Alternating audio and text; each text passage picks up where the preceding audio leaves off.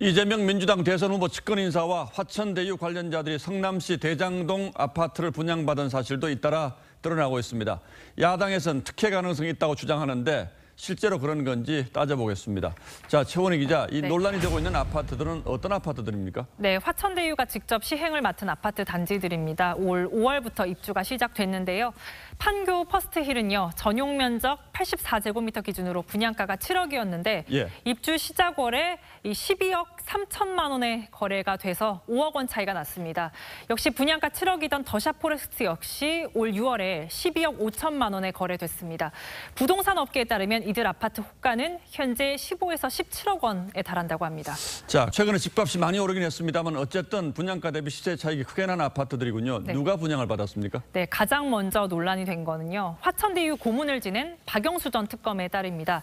화천대유 직원으로도 활동한 이 딸 박 씨는요. 올 6월 퍼스트힐 푸르지오 아파트 잔여 가구 한 채를 당초 분양가인 7억에 분양받았습니다. 2019년 미계약됐던 물량 중에 24채를 화천대유가 가져갔는데 2년 넘게 지나서 그것도 입주 시작 시기에 당시 거래가에 비춰서 5억 원이나 싼 분양가에 박 씨에게 넘긴 겁니다. 이에 박 전 특검 측은 법규에 따른 분양 가격으로 분양받았다며 특혜는 없었다라고 반박을 했습니다.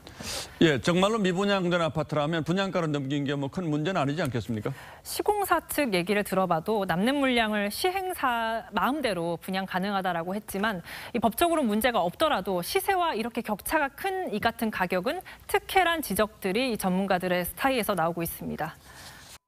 막 폭등하고 있는데 원래 분양가대로 줬잖아요. 그거는 거의 특혜가 아니냐.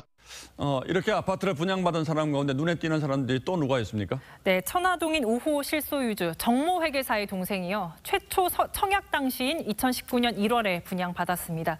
분양 당시 경쟁률이 최고 9.7대 1까지 올랐던 아파트입니다. 예.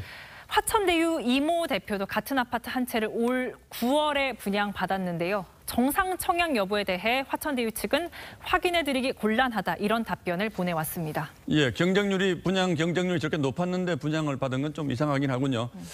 그리고 이재명 후보의 측근들도 분양을 받았다면서요? 네, 그렇습니다. 정진상 이재명 캠프 비서실 부실장과 장형철 경기연구원 경영부원장도 이 원 분양에서 떨어진 뒤 2019년 2월 예비 당첨자 자격으로 분양권을 땄는데요. 이들 모두 정상적으로 분양을 받았다라고 밝혔습니다. 자, 특혜가 의심되는 경우도 있고 또 그렇지 않은 경우도 있는데 아파트 분양이 혹시 로비 수단으로 이용된 건 아닌지 전수조사가 필요해 보이긴 하는군요. 네. 예, 최원희 기자 잘 들었습니다.